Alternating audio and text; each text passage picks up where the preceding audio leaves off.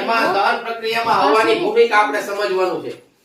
એમાં સાધન સામગ્રીમાં છે મીણબત્તી, દીવાસળી, બરાબર, કાચની ચીમની, તો આપણી પાસે કાચનો ગ્લાસ છે, પછી ટેબલ, બરાબર, તો અહીં આપણે સ્ટેન્ડ ઉપર કરીએ છીએ.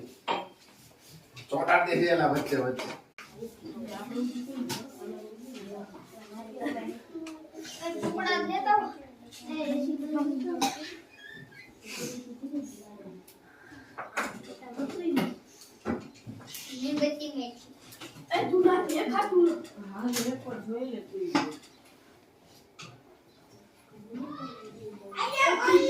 ચાલો હવે આપણે ગ્લાસ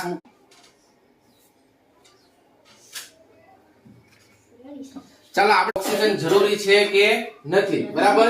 હવે હું આ ગ્લાસ મૂકીશ, એની અંદર જ્યાં સુધી ઓક્સિજન હશે ત્યાં સુધી આ મીણબત્તી સળગશે.